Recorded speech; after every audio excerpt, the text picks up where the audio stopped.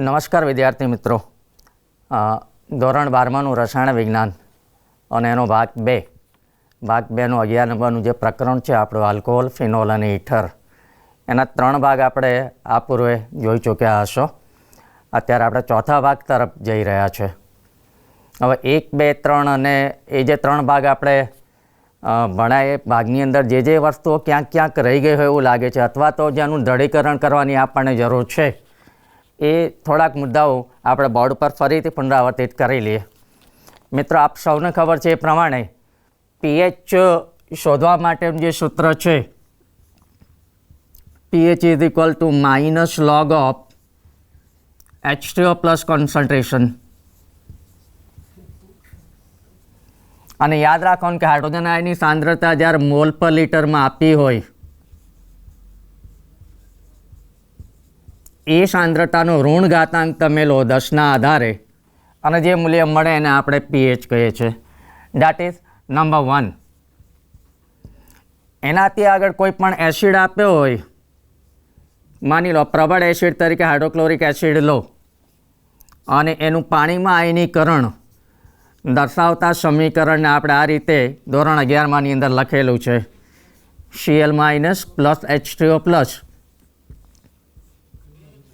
સમગ્ર પ્રક્રિયામાં તમે જોઈ શકો એ પ્રમાણે માત્ર પ્રોટોનની હેરાફેરી થઈ કે પ્રોટોનનું ટ્રાન્સફર થઈ.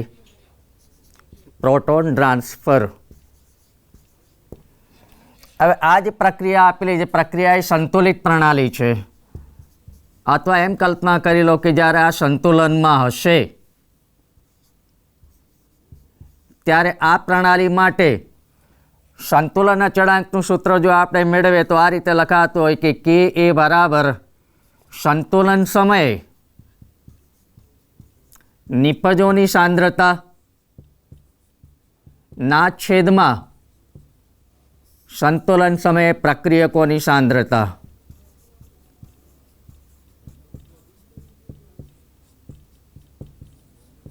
અને એના સંદર્ભમાં આપણે લઈએ તો ઉપરોક્ત સમીકરણ માટે સંતુલન અચળાંક Ka બરાબર Cl- આયન સાંદ્રતાનો ગુણાકાર ગુણ્યા H2O પ્લસની સાંદ્રતા મોલ પર લીટરમાં આખાના છેદમાં મૂળ એસિડની સાંદ્રતા અને પાણીની સાંદ્રતા. જે પાણીની સાંદ્રતાને આપણે અચળ માનીને આગળ ચાલતા હોઈએ છીએ અને પાણીની સાંદ્રતા અચળ એટલે લગભગ 55.55 અપ્રોક્સિમેટલી 55.55 મોલ પર લીટર જેટલી આપણે અચળ માનીને Kનું સૂત્ર મેળવતા હોઈએ. હવે આ સમીકરણમાં તમે જોશો તો Kના મૂલ્ય છે, Kના મૂલ્યનો આધાર નિપજોની સાંદ્રતા પર રહેલો છે. એટલે નિપજોની સાંદ્રતા જેટલી વધારે હોય એટલા Kનું મૂલ્ય તમારું વધારે આવશે. નિપજો વધારે મળવી એટલે એસિડનું આયનીકરણ વધારે થવું, અને જે એસિડનું આયનીકરણ વધારે થતું હોય એ એસિડને આપણે પ્રબળ એસિડ તરીકે ધોરણ 11માની અંદર સ્વીકારેલો છે. તો પ્રબળ એસિડ કે જેનું આયનીકરણ વધારે માત્રામાં થાય એને કારણે નિપજ વધારે મળે ને એ નિપજને કારણે એ એસિડના આયનીકરણ અચળાંક Kના મૂલ્ય ઊંચા મળતા હોય. આ થઈ એક વાત. બીજા, જો આ સૂત્ર તરફ ફરીથી જો આગળ વધીએ તો હાઇડ્રોજન આયનની સાંદ્રતા જેમ 10⁻⁻7 પ્રતિ મોલ પર લીટર કરતાં વધારે હોય તેમ પીએચના મૂલ્ય 7 કરતાં ઓછા થતા જાય. આ વાત આપણને ખબર છે. ફરીથી બોલું છું, હાઇડ્રોજન આયનની સાંદ્રતા જ્યારે 10⁻⁷ મોલ પર લીટર કરતાં વધુ હોય ત્યારે પીએચનું મૂલ્ય હંમેશા 7 કરતાં ઓછું મળે. અને એનાથી આગળ જો હાઇડ્રોજન આયનની સાંદ્રતા 10⁻⁷ મોલ પર લીટર કરતાં ઓછી હોય તો એનાથી વિરુદ્ધ પીએચના મૂલ્ય 7 કરતાં ઓછા હોય.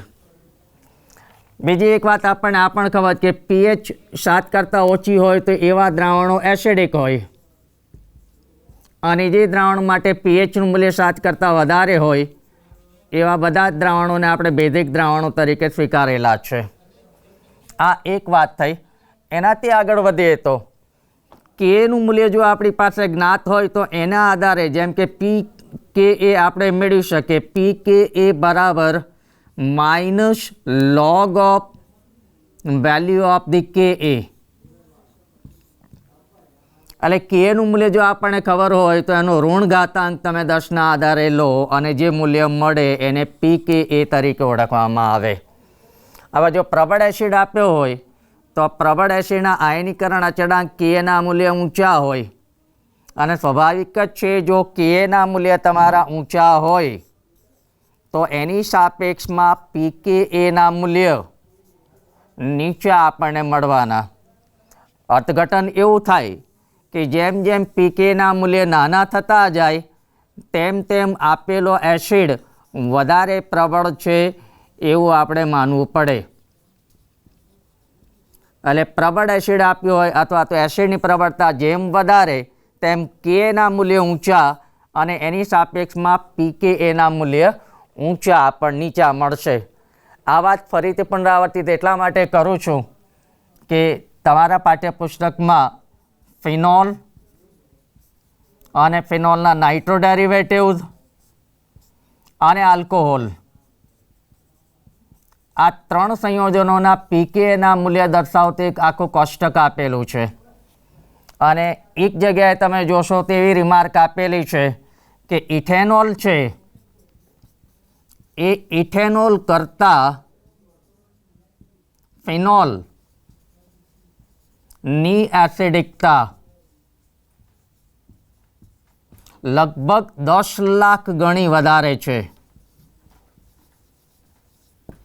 લગભગ 10 લાખ ગણી વધારે છે. અને આમ કેમ તો તમે જોશો તો ઇથેનોલ છે, ઇથેનોલ માટે PKa મૂલ્ય તમને આપેલું છે 16. PKa ફોર ઇથેનોલ એ 16 છે અને PKa ફોર ફિનોલ એ 10 તમને આપેલું છે. અને એ સંદર્ભમાં જોઈએ તો PKa મૂલ્ય જેમ નાનું તેમ એસિડની અથવા આપેલા પદાર્થની એસિડ તરીકેની પ્રબળતા વધારે. એટલે ફિનોલ છે, ફિનોલના PKa મૂલ્ય નાના છે અને ઇથેનોલનું PKa મૂલ્ય મોટું છે. તો આ PKa મૂલ્ય જાતે સ્પષ્ટ કરે છે કે ઇથેનોલ કરતાં ફિનોલ વધારે એસિડિક તો છે જ, પણ એ લગભગ 10 લાખ ગણો વધારે એસિડિક છે. એ આ ટેબલની અંદર આપેલી માહિતી એકબીજા સાથે જ્યારે કમ્પેર કરશો ત્યારે તમને દેખાશે. એક જગ્યાએ આવું પણ આપ્યું કે પેરાનાઇટ્રોફિનોલ છે. પેરાનાઇટ્રોફિનોલનું બંધારણ આપ સૌને બધાને ખબર છે. એ પેરાનાઇટ્રોફિનોલના PKa મૂલ્ય લગભગ 7.1 છે અને એની સાપેક્ષમાં ફિનોલ તમે જોશો તો ફિનોલના PKa મૂલ્ય એ આપણે 10 લીધું અગાઉ. તમે જોઈ શકો કે પેરાનાઇટ્રોફિનોલનો PKa નાનો છે અને ફિનોલનો PKa મોટો આપેલો છે. અને અગાઉ જોયું એ પ્રમાણે PKa જેમ નાનો તેમ Ka મોટો અને Ka મોટો એટલે આપેલા એસિડની એસિડ તરીકેની પ્રબળતા વધારે છે એવું ગણાશે. અને એ સંદર્ભમાં આપણે જોઈએ તો ફિનોલ કરતાં પેરાનાઇટ્રોફિનોલ વધારે એસિડિક છે. અને ફિનોલ કરતાં પેરાનાઇટ્રોફિનોલ વધારે એસિડિક શા માટે છે એની વાત પણ આપણે અગાઉ કરી કે ભાઈ અહીંયા નાઇટ્રો ગ્રુપ આપેલો છે. એ નાઇટ્રો ગ્રુપ એ ઇલેક્ટ્રોન પુલિંગ ગ્રુપ છે, ઇલેક્ટ્રોન આકર્ષક સમૂહ. અને આ ઇલેક્ટ્રોન આકર્ષક સમૂહને કારણે આ OH સમૂહ ઉપરથી હાઇડ્રોજનનું છૂટા પડવાની પ્રક્રિયા સરળ બને અને ફિનોલ અથવા પેરાનાઇટ્રોફિનોલ વધારે એસિડ તરીકે વર્તી શકે છે. તો મિત્રો આ એક પાછળ એક મુદ્દો જે હતો એ મુદ્દાની ફરીથી આપણે એકવાર પુનરાવર્તન કરું. એનાથી આગળ બીજા એક મુદ્દાની વાત કરીએ તો એસ્ટરીકરણનો એક મુદ્દો તમને આપ્યો છે. એ એસ્ટરીકરણના મુદ્દામાં જો જઈએ તો યાદ રાખીશું આપણે કે એસ્ટર સંયોજનો સુગંધીદાર હોય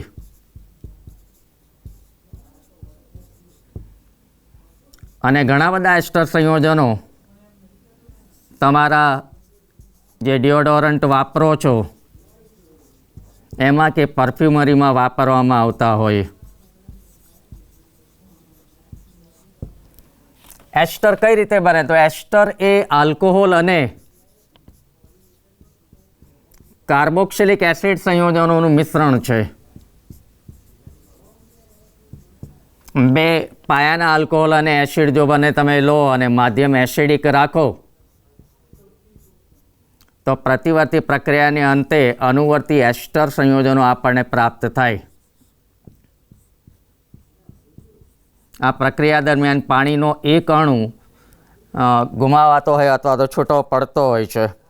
હવે આમાં તમે જેમ જેમ તમારો આલ્કોહોલ અને એસિડ બદલતા જશો તેમ તેમ અલગ અલગ પ્રકારના એસ્ટર સંયોજનો આપણને પ્રાપ્ત થતા હોય. ફોર એક્ઝામ્પલ, એસિડ તરીકે જો બેન્ઝોઇક એસિડ લઉં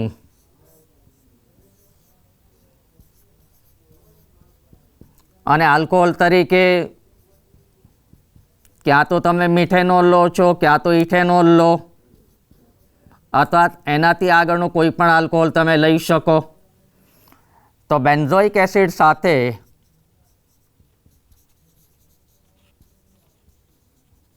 મિથેનોલ કે ઇથેનોલ આ બેની પ્રક્રિયા થાય તો નિપજ તરીકે અનુક્રમે જો મિથેનોલ હશે તો મિથાઇલ બેન્ઝોએટ મળે અને ઇથેનોલ હશે તો ઇથાઇલ બેન્ઝોએટ આપણી નિપજ હોઈ શકે.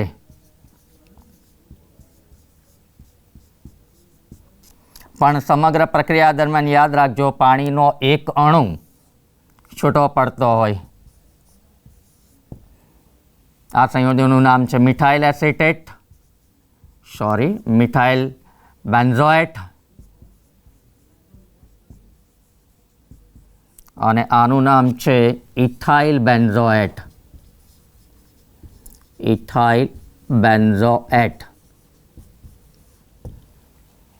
હવે એનાથી વિરુદ્ધ જો એસિડ તરીકે આ જે બેન્ઝોઇક એસિડ આપેલો છે, બેન્ઝોઇક એસિડના સ્થાને તમે એસિડ તરીકે એસિડિક એસિડ લો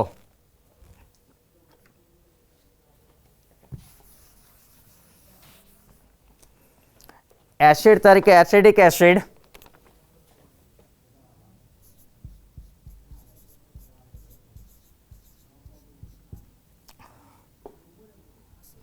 પ્લસ આલ્કોહોલ તરીકે મિથેનોલ લો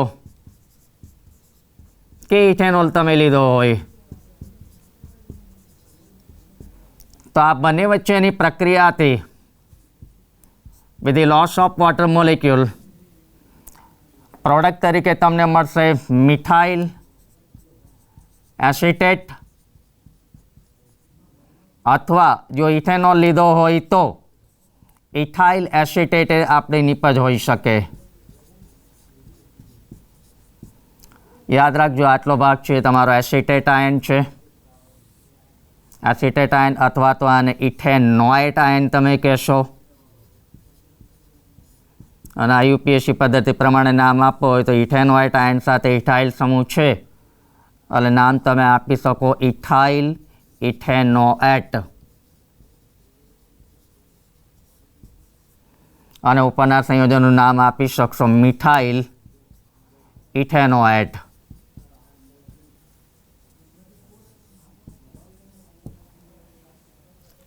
તો આ રીતે એસ્ટર કઈ રીતે બનાવાય એની વાત આપણે અગાઉ કરી ચૂકેલા છે. બીજી એક મેથડ જે આપેલી છે, મેથડ તરફ આપણે ધ્યાન રાખીએ તો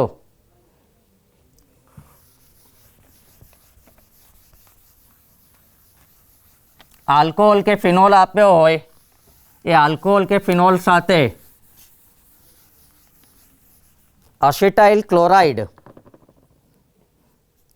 ની પ્રક્રિયા કરવાથી પણ અનુવર્તી એસ્ટર આપણને મળે. Suppose you are given alcohol ROH or a phenol is given, ફેનોલિક સંયોજન આપેલું છે અને એની જોડે એસિડ ક્લોરાઇડ સંયોજન તમે લો. એસિડ ક્લોરાઇડ આમાં R અને R' બંનેને જુદા કરી દઈએ આપણે. આ બંને વચ્ચે પ્રક્રિયા જો પિરિડિનની હાજરીમાં કરવામાં આવે તો નિપજ તરીકે R C double bond O dash O dash R or R dash plus H2O or may B plus HCl. જો અહીંયા આગળ એસિડ હોત તો H2O હોત અને અહીંયા આગળ Cl છે એટલે બાય પ્રોડક્ટ તરીકે તમને HCl મળશે. અને આ જે HCl છે, HClને તમારે પ્રક્રિયા માધ્યમમાંથી દૂર કરવો હોય અથવા તો દૂર કરવો છે એટલા માટે અહીંયા માધ્યમ તરીકે તમે પેરિડીન લો છો. જે પેરિડીન HCl સાથે જોડાશે અને પેરિડિનિયમ હાઇડ્રોક્લોરાઇડ બનાવશે. પેરિડિનિયમ હાઇડ્રોક્લોરાઇડ, જેનું સૂત્ર આ પ્રમાણે હોઈ શકે: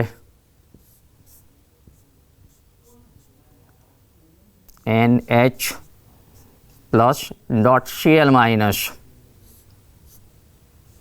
અને પેરિડિનિયમ હાઇડ્રોક્લોરાઇડ કહેવાશે.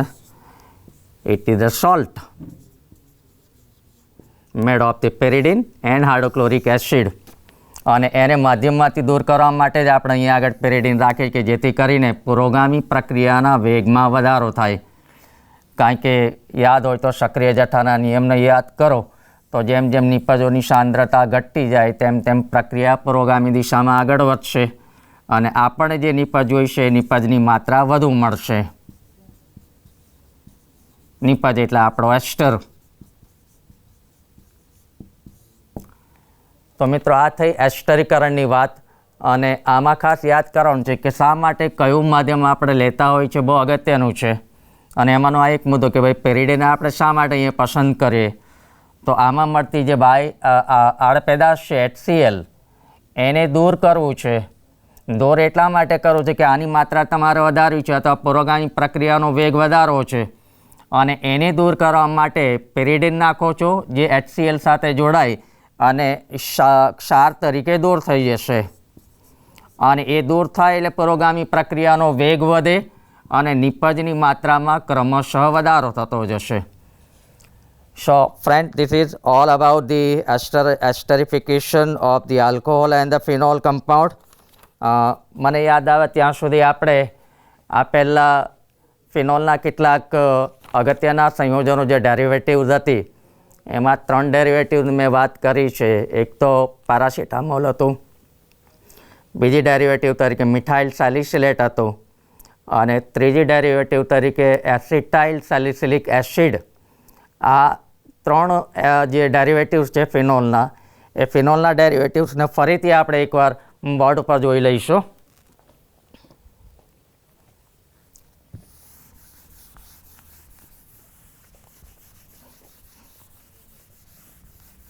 અહીં આ 3 જે ડેરિવેટિવ્સ જે ફિનોલના અલ્ટિમેટલી એસ્ટરીકરણની પ્રક્રિયા અને મિથિલેશનની પ્રક્રિયાને સમજાવે છે.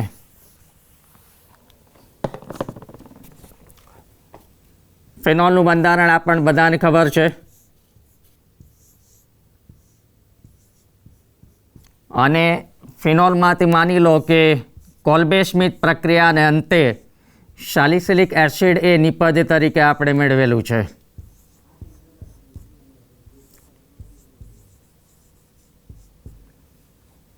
અને આ સાલિસિલિક એસિડ છે, સાલિસિલિક એસિડનું જો મિથિલેશન કરો મિથેનોલ સાથે, જો એની પ્રક્રિયા કરવામાં આવે એટલે વાસ્તવમાં તમે એસ્ટરીકરણ કરો છો એવું કહેવાશે. કારણ કે કાર્બોક્સિલિક એસિડ સમૂહ અને આલ્કોહોલ આ બંને વચ્ચેની પ્રક્રિયાને અંતે પાણીનું અણુ એક દૂર થશે અને નિપજ તરીકે આપણને મળે methyl salicylate.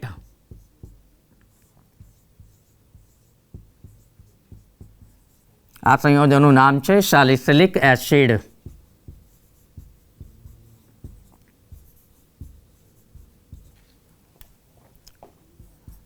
Methyl salicylate.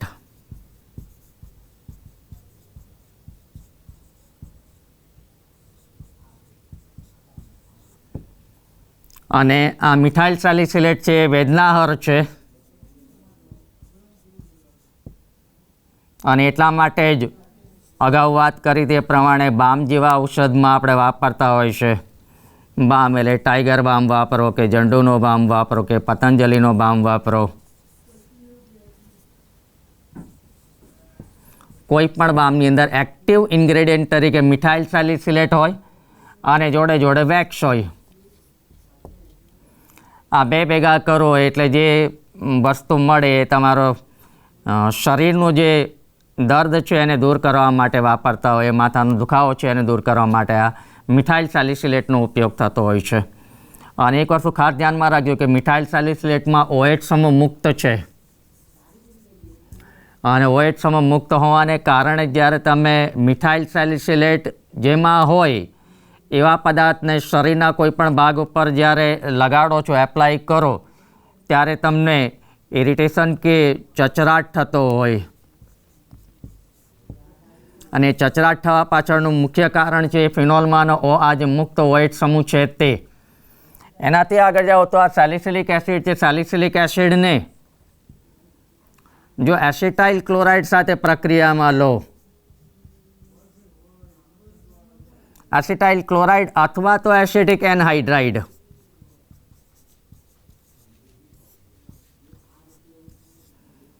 In short salicylic એસિડનું અસાઇલેશન કરીએ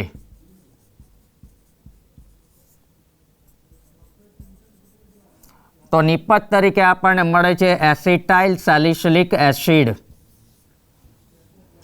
જ્યાં OH સમૂહમાં હાઇડ્રોજન છે, હાઇડ્રોજનના સ્થાન ઉપર એસિટાઇલ સમૂહ દાખલ થશે, જોડાશે.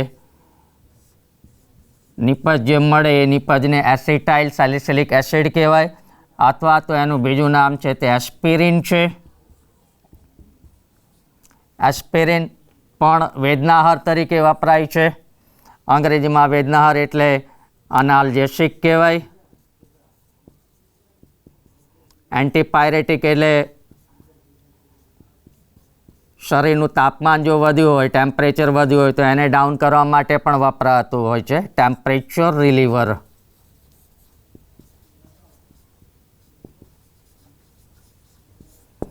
એસ્પિરિનનો ઉપયોગ કરવામાં આવતો હોય છે. એસ્પિરિનની ટેબ્લેટ બજારમાં ઉપલબ્ધ છે, એક જાણીતા નામ જોડે ડિસ્પ્રિન.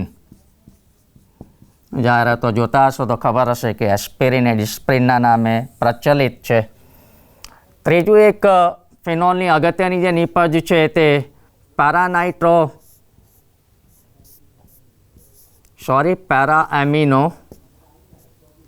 પેરાએસિટાઇલ એમિનોફિનોલ, પેરાએસિટાઇલ એમિનોફિનોલ, જેને આપણે અગાઉ નામ આપેલું છે પેરાસિટામોલ.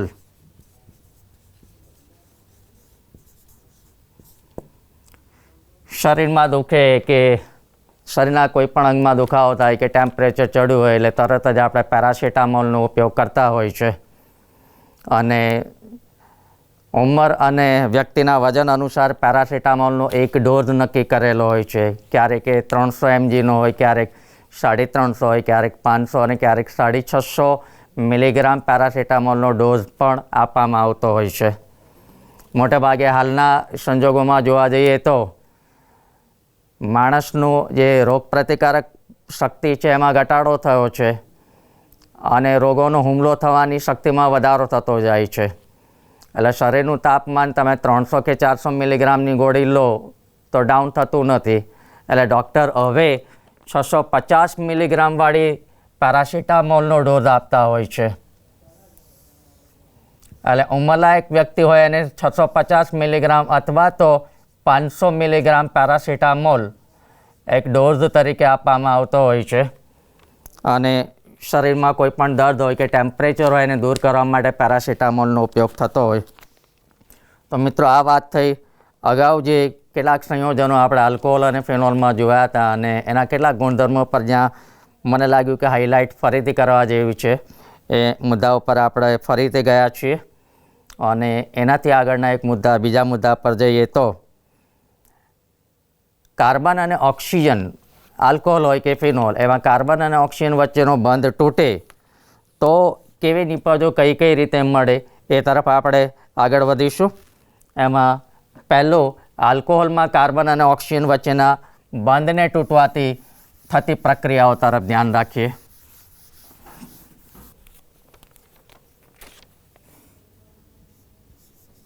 ROH એટલે આલ્કોહોલ,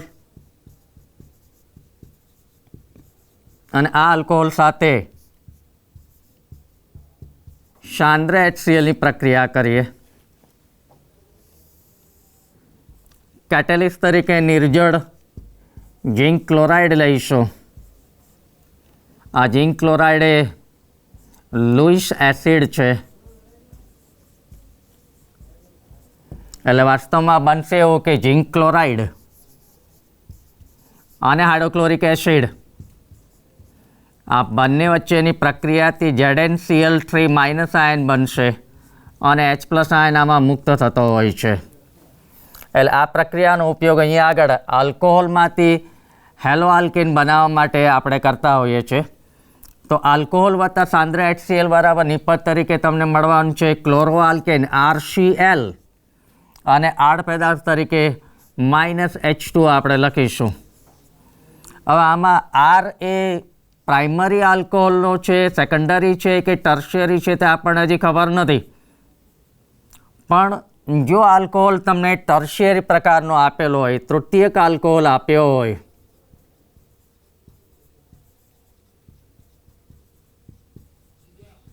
તો એની ઝીંક ક્લોરાઇડની હાજરીમાં સાંદ્ર HCl સાથેની જે પ્રક્રિયા છે એ પ્રક્રિયા ઝડપી બનશે. અને પ્રક્રિયા ઝડપી બને એટલે બહુ ઝડપથી RCl બને, આલ્કાઇલ હેલાઇડ બનશે. અને એ આલ્કાઇલ હેલાઇડ તમે જે ટેસ્ટ ટ્યુબ લીધી હોય, માની લો કે આ એક ટેસ્ટ ટ્યુબ છે અને ટેસ્ટ ટ્યુબમાં 3 ઘટકો છે. તમારો આલ્કોહોલ છે, HCl નાખ્યો અને જોડે જોડે ઝીંક ક્લોરાઇડ પણ છે. આ 3 ઘટકોને તમે બરાબર શેક કરો અને જો બહુ ઝડપથી ઉપર ઓઇલ સેપરેટ થયેલું તમને દેખાય તો સમજી લો કે આપેલો જે આલ્કોહોલ એ ટર્શિયરી પ્રકારનો આલ્કોહોલ છે. અને એમ માની લો કે ભાઈ સેકન્ડરી આલ્કોહોલ જો આપ્યો હોય, દ્વિતીયક આલ્કોહોલ, તો અહીંયા આગળ પ્રક્રિયા થશે તો ખરી, પણ ઓઇલી ડ્રોપલેટ ઉપર ઓઇલી ડ્રોપલેટ છૂટા પડેલા દેખાશે નહીં. અથવા આખું મિશ્રણ છે, મિશ્રણ તમને મિલ્કી દેખાશે. જો મિશ્રણ તમારું મિલ્કી રહેતું હોય તો સમજવું કે આપણને આપેલો આલ્કોહોલ છે, આલ્કોહોલ એ સેકન્ડરી પ્રકારનો આલ્કોહોલ છે. અને એનાથી આગળ આ 3ને સખત હલાવવા છતાં પણ કોઈ પ્રક્રિયા થતી હોય એવું દેખાતું ન હોય. ઝીંક ક્લોરાઇડ, HCl અને આલ્કોહોલ આ 3 એકબીજામાં ભેગા તો થયા, પણ આ જે ટેસ્ટ ટ્યુબમાં લીધેલું જે મિશ્રણ છે, મિશ્રણમાં કોઈ પ્રકારનો ફેરફાર જણાતો ના હોય, તો એમ માનવું રહ્યું કે આપવામાં આવેલો આલ્કોહોલ એ પ્રાઇમરી પ્રકારનો આલ્કોહોલ છે, પ્રાથમિક આલ્કોહોલ છે. એટલે આ જે કસોટીનું નામ એ લુકાસ ટેસ્ટ છે. અને આ કસોટીનો ઉપયોગ પ્રયોગશાળામાં આલ્કોહોલના પ્રકારની પરખ માટે કરવામાં આવે. પ્રકારની પરખ કરવા માટે તમને આપેલો પદાર્થ આલ્કોહોલ જ છે કે કેમ એ જાણવા માટે તો આ એક ટેસ્ટ આપણે જોઈતી કે એક ડ્રાય ટેસ્ટ ટ્યુબ લઈએ અને એ ડ્રાય ટેસ્ટ ટ્યુબ એકદમ ડ્રાય હોવી જોઈએ, પાણી કે ભેજ એની અંદર નથી જ, અને એમાં તમે આલ્કોહોલ લો અને એ આલ્કોહોલમાં એકદમ નાનો સોડિયમ ધાતુનો ટુકડો નાખો, મગના દાણા જેવો સોડિયમ ધાતુનો ટુકડો નાખો અને એ ટુકડાને આ ટેસ્ટ ટ્યુબમાં નાખો. અને જો કોઈ પણ વાયુ બહાર નીકળતો દેખાય, પરપોડા તમને દેખાય ટેસ્ટ ટ્યુબની અંદર, તો સમજી લેવું કે આપેલું સંયોજન એ આલ્કોહોલિક હશે. અને આલ્કોહોલિક છે તો કયા પ્રકારનું છે એ જાણવા માટે તમારે આ ટેસ્ટ આગળ કરવી પડે કે ભાઈ આલ્કોહોલ તો આપ્યો છે પણ એ મિથેનોલ છે, એ સંયોજન ઇથેનોલ છે, એનાથી આગળ એ 2-બ્યુટેનોલ છે કે પછી એનાથી આગળ 2-મિથાઇલ 2-પ્રોપેનોલ છે તો આલ્કોહોલ, પણ આ 3માંથી કે આ 4માંથી કે એનાથી પણ વધારે આલ્કોહોલમાંથી કયો આલ્કોહોલ છે, આલ્કોહોલનો પ્રકાર કયો છે એ જાણવું હોય તો લુકાસ કસોટી મિત્રો આપણે કરવી પડે. એટલે લુકાસ કસોટી એ રીતે જોવા જઈએ મિત્રો તો આલ્કોહોલના પ્રકારને જાણવા માટે વપરાતી પ્રયોગશાળા પદ્ધતિ છે અને બહુ અગત્યની છે, કારણ કે ઘણીવાર આલ્કોહોલ છે તો ખબર પડી જાય, પણ કયો આલ્કોહોલ હશે એ ફર્ધર જ્યારે જાણવાની જરૂર પડે ત્યારે આ કસોટી કરવી પડતી હોય છે. મિત્રો, આનાથી જો આગળ વધીએ તો આલ્કોહોલની ફોસ્ફરસ ટ્રાયહેલાઇડ સાથેની પ્રક્રિયા આપણે લઈશું.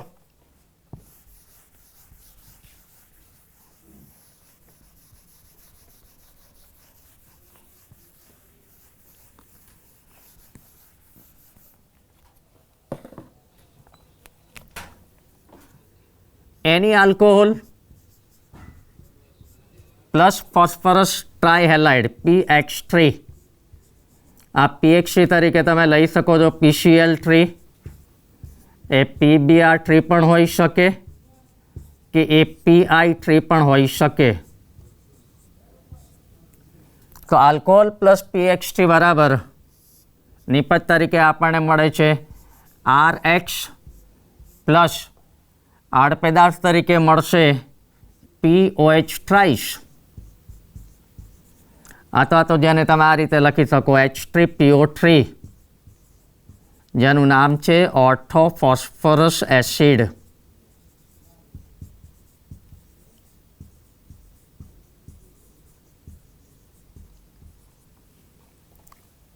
આમાં આલ્કોહોલના તમારે 3 મોલ લેવા પડે, પણ આ જ આલ્કોહોલ ની પ્રક્રિયા જો ફોસ્ફરસ પેન્ટાહેલાઇડ સાથે કરો PX5 જોડે,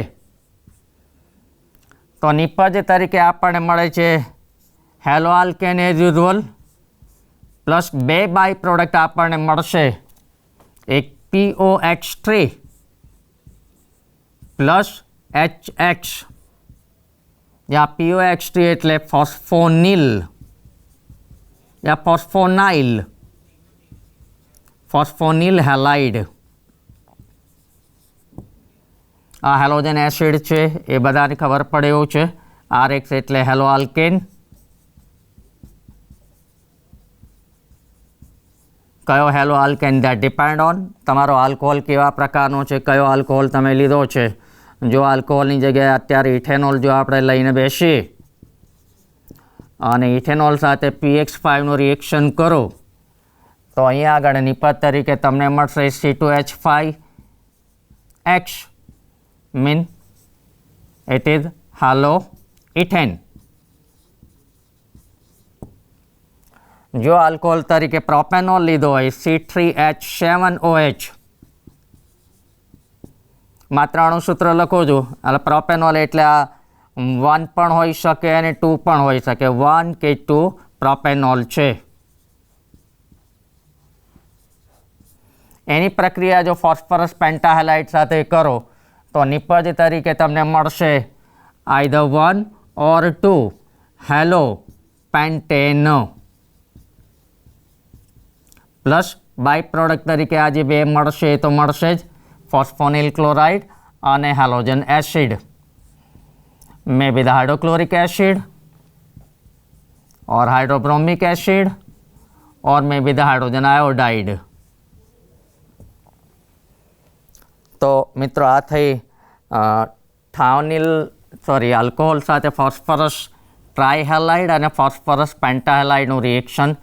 એવો બીજો એક રિએક્શન છે આલ્કોહોલ સાથે થાયોનિલ ક્લોરાઇડની પ્રક્રિયા SOCl2 ની પ્રક્રિયા જો કરીએ તો આમાં પણ નિપજ તરીકે આપણને હેલો આલ્કેન અથવા ક્લોરો આલ્કેન મળશે RCl અને બાય પ્રોડક્ટ તરીકે મળશે સલ્ફર ડાયોક્સાઇડ અને બીજી બાય પ્રોડક્ટ તરીકે મળે છે HCl.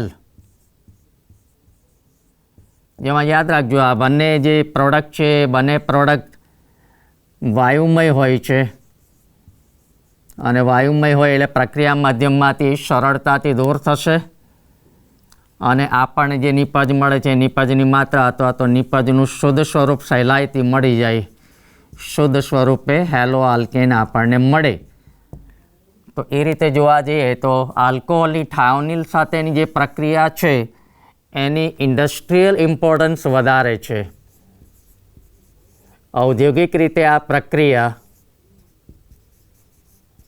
મહત્ત્વની ગણાય તો આ રીતે આલ્કોહોલ સાથે મિત્રો ફોસ્ફરસ ટ્રાયહેલાઇડ, ફોસ્ફરસ પેન્ટાહેલાઇડ અને થાયોનિલ ક્લોરાઇડની પ્રક્રિયામાં જોયું એ પ્રમાણે અનુવર્તી હેલો આલ્કેન આપણને મળશે અને જોડે જોડે જે આડનિપજો મળે છે એ તો ખરી જ. હવે મિત્રો એનાથી આગળનો બીજો જે મુદ્દો આપેલો છે એ આલ્કોહોલનું નિર્જળીકરણ કરી અને એમાંથી અનુવર્તી આલ્કિન સંયોજનો મેળવવાની પ્રક્રિયા તરફ આપણે આગળ વધીશું. ફરીથી બોર્ડ ઉપર આપણે જોઈએ છીએ આલ્કોહોલ આપ્યો હોય અને એ આલ્કોહોલનું એસિડિક માધ્યમમાં નિર્જળીકરણ કરીશું. પ્રક્રિયા સ્વરૂપે તમે જુઓ તો એ પ્રક્રિયા માત્ર આ રીતે તમે લખી શકો છો. કોઈ પણ આલ્કોહોલ છે એ આલ્કોહોલમાંના કાર્બન સાથે 4 સંયોજકતાથી જે બીજા સમૂહ છે અને આપણે અવગણી જો આગળ વધે તો આ કાર્બન સાથે અહીંયા આગળ એક હાઇડ્રોજન છે અને એક OH સમૂહ આ બાજુ છે. આ કોઈ પણ આલ્કોહોલનું એક ઉદાહરણ આપેલું છે અને માધ્યમ તમે એસિડિક રાખો છો અને એસિડ તરીકે ક્યાં તો સલ્ફ્યુરિક એસિડ લો, ક્યાં તો ફોસ્ફોરિક એસિડ લો છો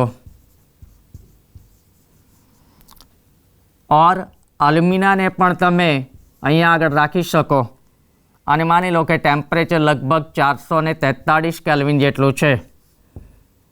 તો એસિડિક માધ્યમમાં જ્યારે આલ્કોહોલ સાથે આમાંના કોઈ પણ એસિડ કે એલ્યુમિનાની જો રિએક્શન તમે કરો તો આલ્કોહોલમાંથી એક પાણીનો અણુ ઓછું થશે અને પાણીનું અણુ ઓછું થવું એટલે પ્રક્રિયાનું નામ જ આપેલું છે નિર્જળીકરણ. તો આલ્કોહોલનું નિર્જળીકરણ થાય તો એમાંથી અનુવર્તી આલ્કિન સંયોજનો આપણને પ્રાપ્ત થાય. Here is the alkyne. હવે આલ્કિન કયો હશે એનો આધાર તમે લીધેલો આલ્કોહોલ કયો છે એ હશે. જેવો આલ્કોહોલ હોય એટલા કાર્બન ધરાવતો અનુવર્તી આલ્કિન આપણને પ્રાપ્ત થશે. હવે આલ્કોહોલમાંથી આલ્કિન મેળવવાની જે આખી પ્રક્રિયા છે એ દેખીતી રીતે બહુ સરળ લાગે છે કે ભાઈ પાણી અહીંયા આગળથી નીકળી ગયો, આ કાર્બન ઉપરથી હાઇડ્રોજન નીકળી ગયો અને આ કાર્બન ઉપરથી OH સમૂહને બહાર કાઢી મૂકો, પાણી તરીકે બને જોડાઈને છૂટા પડે છે એવું દર્શાવો તો એમાંથી આલ્કિન મળી ગયો હોય એવું આપણને દેખાતું હશે. પણ જો આ પ્રક્રિયાનું મિકેનિઝમ તમે પાઠ્યપુસ્તકમાં જોશો તો બહુ સારી રીતે આનું મિકેનિઝમ તમને સમજાવવાનો પ્રયત્ન કરેલો છે અને એ પ્રયત્ન આપણે આ બોર્ડ ઉપર પણ કરીશું કે કઈ રીતે આલ્કોહોલમાંથી આલ્કિન આપણને પ્રાપ્ત થાય. તો એના 3 તબક્કા આપેલા છે. એમાં તબક્કા નંબર 1 જેને કહેવાય સ્ટેપ 1 અને સ્ટેપ 1માં આપેલું છે પ્રોટોનેશન. પ્રોટોનેશન એટલે આપણી પાસે જે આલ્કોહોલ આપ્યો છે એ આલ્કોહોલમાં એક હાઇડ્રોજન ઉમેરાશે. માની લો કે OH સમૂહને અત્યારે હું સાઈડ ઉપર લખું છું. બાકીની સંયોજકતાથી જોડાયેલા હાઇડ્રોજનને પણ હું બતાવી દઉં. આલ્કોહોલ તરીકે ઇથેનોલ આપેલો છે એવું માની લઈએ અને આનું પ્રોટોનેશન કરીએ એટલે એસિડનો જે હાઇડ્રોજન છે તે આની સાથે જોડાશે. પ્રક્રિયા પ્રતિવર્તી છે અને આ પ્રોટોન ક્યાં જોડાશે તો આલ્કોહોલમાંનો આ જે ઓક્સિજન છે જેની પાસે અબંધકારક ઇલેક્ટ્રોન યુગ્મની 2 જોડ છે એના વડે H+ આયન આની સાથે જોડાઈ શકે અને એને કારણે આપણને જે આલ્કોહોલ મળશે એ આલ્કોહોલને પ્રોટોનેટેડ આલ્કોહોલ કહેવાશે. પ્રોટોનેટેડ આલ્કોહોલ.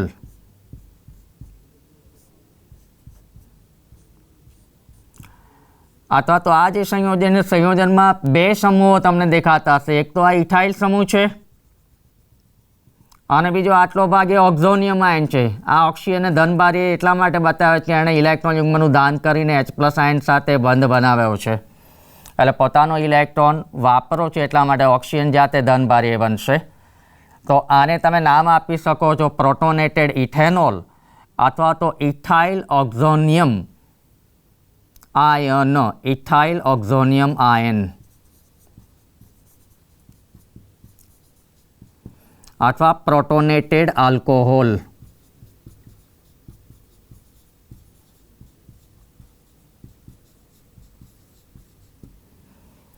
આ આલ્કોહોલના પ્રોટોનેશન એ સ્ટેપ 1 થયું. સ્ટેપ 1 થી જો આગળ વધો તો સ્ટેપ 2 તરફ જઈશું. સ્ટેપ 2 એ સ્લો રિએક્શન આપેલું છે અને એ પણ પ્રતિવર્તી જ છે. સ્ટેપ 2માં શું થાય કે આ જે પ્રોટોનેટેડ આલ્કોહોલ છે એમાંથી પાણીનો એક અણુ ઓછો થશે. અને કઈ રીતે ઓછો થાય કે આ જે બંધના ઇલેક્ટ્રોન છે, બંધના ઇલેક્ટ્રોન જો આ ઓક્સિજન તરફ તમે સ્વિચ ઓવર કરી દો તો આ કાર્બન અંતે ધનભારીય બની જશે. અને ધનભારીય કાર્બન બનવો એટલે તમારો આલ્કોહોલ એ કાર્બોકેટાયનમાં ફેરવાઈ જશે અને પાણીનો એક અણુ ઓછો થાય. એટલે સ્ટેપ 2માં જો તમે આગળ વધો તો સ્ટેપ 2માં એક તો કાર્બોકેટાયન મળશે, કાર્બન ધનભારીય બન્યો અને પાણીનો અણુ જે આપણે જોડેલો એ અહીંથી છૂટો પડી ગયો. Here is the carbocation.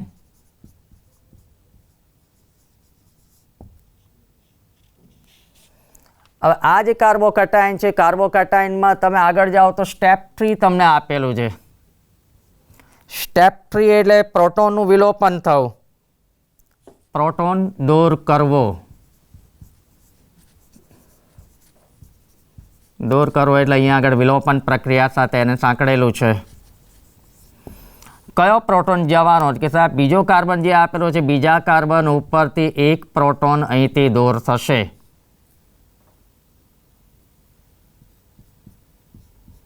પણ જ્યારે અહીંથી પ્રોટોન જાય ત્યારે એ પ્રોટોન પોતાનો ઇલેક્ટ્રોન છોડીને જાય એટલે આ કાર્બન ઉપર એક ઇલેક્ટ્રોન વધારાનો આવશે અને એ ઇલેક્ટ્રોન જો આ કાર્બન અને કાર્બન વચ્ચે વાપરવામાં આવે તો કાર્બન અને કાર્બન વચ્ચે એકલ બનનાર સ્થાને દ્વિબંધ બની જશે અને આ કાર્બન ન્યુટ્રલ થઈ જશે. જે ધનભારી હતો એ ઇલેક્ટ્રોન મેળવીને ન્યુટ્રલ થશે અને અહીંયા આગળ વધારાનું ઇલેક્ટ્રોન આ બાજુ ટ્રાન્સફર કરો એટલે આ કાર્બન તો ન્યુટ્રલ જ રહેશે.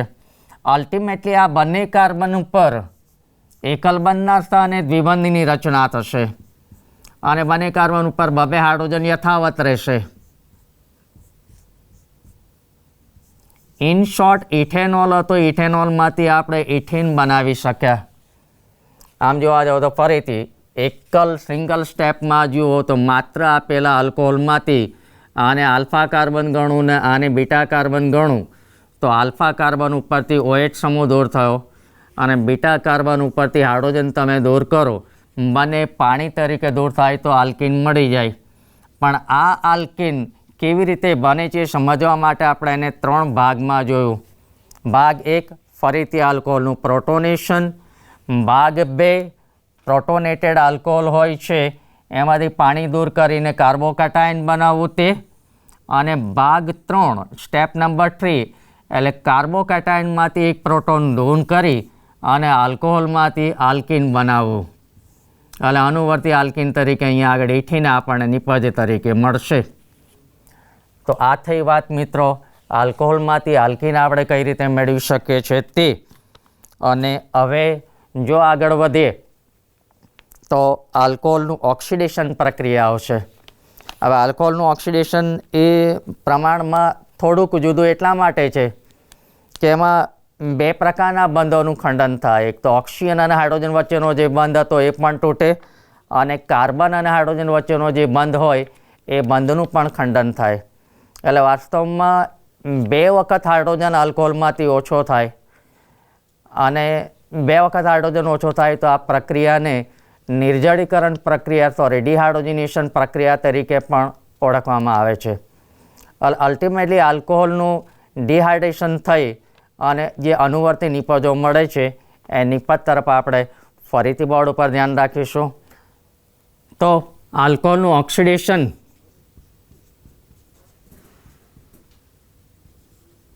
Alcohol સંયોજનોનું oxidation.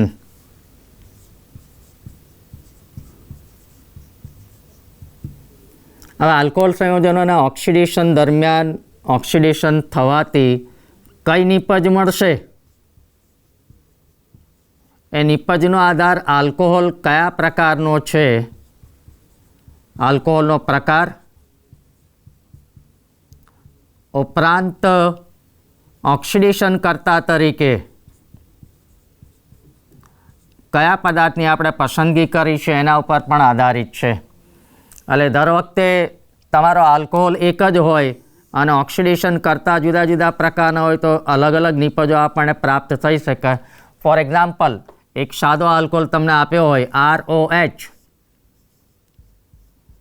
એનાથી આગળ કારણ કે કાર્બન જોડે આપણને લેવા દેવા છે ત્યાં સુધી આપણે જો એને આ રીતે લખીએ તો RCN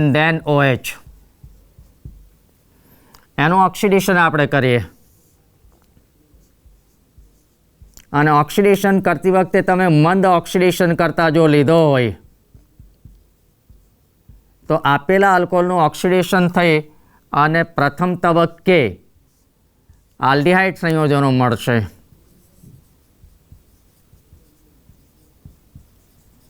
અને એ આલ્ડિહાઇડનું જો ફરીથી ઓક્સિડેશન થાય અથવા તો ચાલુ રાખવામાં આવે તો આનું ઓક્સિડેશન થઈ અને અનુવર્તી કાર્બોક્સિલિક એસિડ સંયોજનોમાં પરિવર્તન થાય.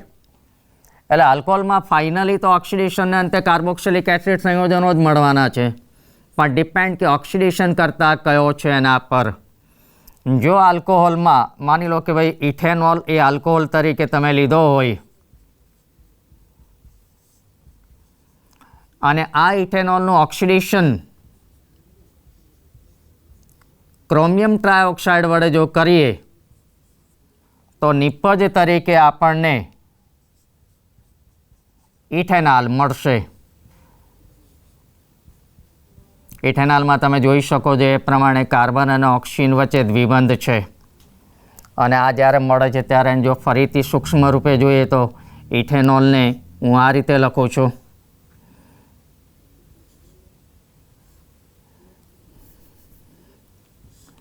OH સમૂહને હું નીચે કરી દઉં, કાર્બન સાથેના હાઇડ્રોજનને એઝ યુઝ્યુઅલ બતાવું છું. મેં કહ્યું એ પ્રમાણે બે બંધોનું ખંડન થાય. એક તો કાર્બન ઉપરથી પણ હાઇડ્રોજન જશે, એટલે માની લો કે આ કાર્બન અને આ જે હાઇડ્રોજન છે હાઇડ્રોજનને આપણે દૂર કરીએ અને એની સાપેક્ષમાં ઓક્સિજન ઉપરથી આ હાઇડ્રોજનને તમે દૂર કરો તો અનુક્રમે કાર્બન અને ઓક્સિજન બંને ઉપરથી એક એક હાઇડ્રોજન ઓછા થયા અને ત્યારબાદ આ કાર્બન અને ઓક્સિજન બંને એકલ બંધના સ્થાને દ્વિબંધથી જોડાય તો આ જે આખો સમૂહ છે એ સમૂહ આલ્ડિહાઇડ સમૂહમાં પરિવર્તિત થયો ગણાશે. ઇન શોર્ટ, આપેલા ઇથેનોલનું ક્રોમિયમ ટ્રાયોક્સાઇડ વડે જો પ્રથમ તબક્કામાં ઓક્સિડેશન કરે સામાન્ય તાપમાને તો આ ઓક્સિડેશનના અંતે પહેલા તબક્કામાં તમને એસિટાલ્ડિહાઇડ મળે અને એસિટાલ્ડિહાઇડનું જો ફરીથી ઓક્સિડેશન ચાલુ રાખવામાં આવે તો નિપજ તરીકે એસિટિક એસિડ મળશે. એસિટિક એસિડ મળે અને એનાથી પણ જો સહેજ આગળ વધે કે ઇથેનોલ છે, ઇથેનોલનું ઓક્સિડેશન કરવા માટે ઓક્સિડેશન કરતા તરીકે પ્રબળ ઓક્સિડેશન કરતા લઈએ કે MnO4.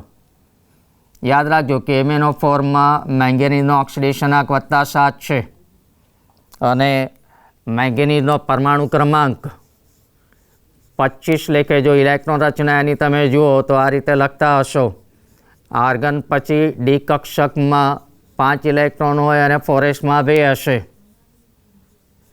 એટલે કુલ 7 ઇલેક્ટ્રોન જવા કે ભાગીદારીમાં અપાય એટલે આ 7 ઇલેક્ટ્રોનની ભાગીદારી થઈ કે એણે ડોનેટ કર્યા ગણાય અને આ 7 ઇલેક્ટ્રોન જાય તો એની ઇલેક્ટ્રોન રચના આર્ગન જેવી થાય છે અને આર્ગન એની સ્થિર ઇલેક્ટ્રોન રચના માટે જાણીતો છે.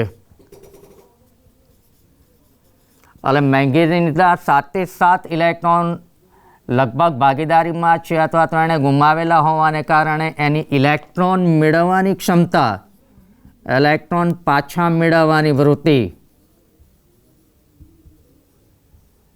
પ્રમાણમાં ઘણી બધી વધારે છે અને એટલા માટે પોટેશિયમ પરમેંગેનેટને પ્રબળ ઓક્સિડેશન કરતા તરીકે આપણે સ્વીકારીએ અને એની હાજરીમાં જો ઇથેનોલનું તમે ઓક્સિડેશન કરો તો અંતિમ નિપજ તરીકે એસિટિક એસિડ જ મળે. એમાં ક્યાંય વચ્ચે એસિટાલ્ડિહાઇડ જોવા મળતો નથી. સીધું અંતિમ પગલું, અંતિમ ઓક્સિડેશન થઈ અને એસિટિક એસિડ જ નિપજ તરીકે આપણને પ્રાપ્ત થાય. સો ઇથેનોલનું પરમેંગેનેટ વડે ઓક્સિડેશન કરો તો એસિટિક એસિડ મળે, અને એ જ ઇથેનોલનું જો ક્રોમિયમ ટ્રાયોક્સાઇડ જેવા નિર્બળ ઓક્સિડેશન કરતા વડે ઓક્સિડેશન કરો તો મધ્યવર્તી નિપજ તરીકે એસિટાલ્ડિહાઇડ, અને અંતે એસિટિક એસિડ આપણને નિપજ તરીકે પ્રાપ્ત થાય. હવે જો મિત્રો આગળ વધીએ તો એસિડિક એસિડના ઓક્સિડેશનમાં ઓક્સિડેશન કરતાનો પ્રકાર, એમાં એક પ્રકાર તરીકે પેરિડિનિયમ ક્લોરોક્રોમેટ જો વાપરીએ, પેરિડિનિયમ ક્લોરોક્રોમેટ,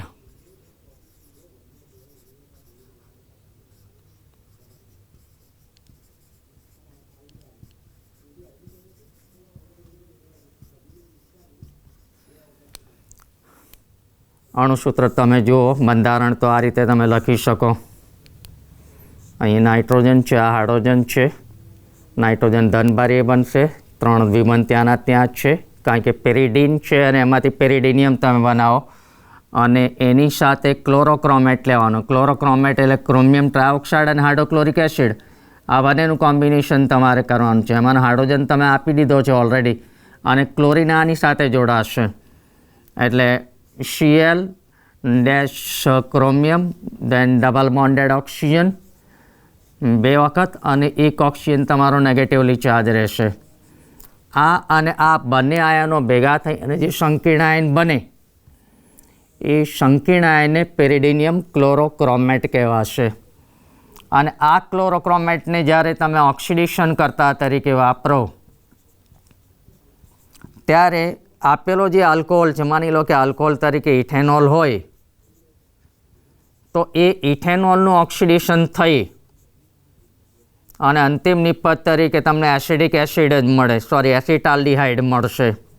આમાં ફર્ધર એસિટાલ્ડિહાઇડમાંથી એસિટિક એસિડ તમારે નથી મેળવવો, અથવા તો આ પ્રક્રિયાને અહીં સુધી જ જો આપણે સીમિત રાખવી હોય ત્યારે ઉદ્દીપક તરીકે પેરિડિનિયમ ક્લોરોક્રોમેટ કે ઓક્સિડેશન કરતા તરીકે પેરિડિનિયમ ક્લોરોક્રોમેટ, જેને ટૂંકમાં PCC તરીકે ઓળખવામાં આવે, જેનો વ્યાપક ઉપયોગ કરવામાં આવતો હોય છે. So in case of obtaining aldehyde from the alcohol, PCC એ એકદમ પ્રિફર્ડ પ્રક્રિયા ગણાય, પ્રિફરેબલ reagent.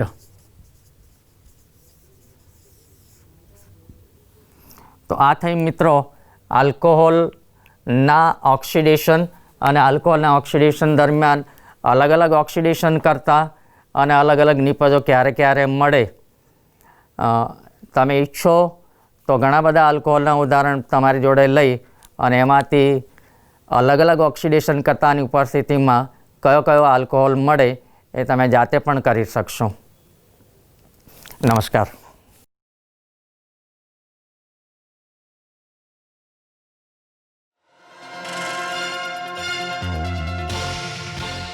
તમને બધાને મળીને બહુ જ આનંદ થયો, અને હું ઈશ્વરના ચરણોમાં એ જ પ્રાર્થના કરું છું, તમારા બધાના મનમાં ખૂબ આત્મવિશ્વાસ આવે. ગમે એવી મુસીબત આવે તો પણ ડરવાનું નથી, મારી અંદર આત્માની અનંત શક્તિ રહેલી છે. તમે આ કરશો તો હું તમને વિશ્વાસ દેવડાવું છું કે તમારો અંદરનો આત્મવિશ્વાસ જાગૃત થશે, અને તમે મનની એકાગ્રતા તમારી વધશે. એને મોટાઓના આશીર્વાદથી, વડીલોના આશીર્વાદથી, ઈશ્વરની કૃપાથી, તમારા પુરુષાર્થથી અવશ્ય સારું રિઝલ્ટ આવશે. ઈશ્વરના ચરણોમાં પ્રાર્થના કે તમને સૌને ઈશ્વર આવી શક્તિ આપે કે તમે વગર ટેન્શને સરસથી એકાગ્રતાથી ભણી શકો અને પછી એમાં સારી પરીક્ષામાં સારા નંબર મેળવી શકો. હરિઓમ તસ્સત.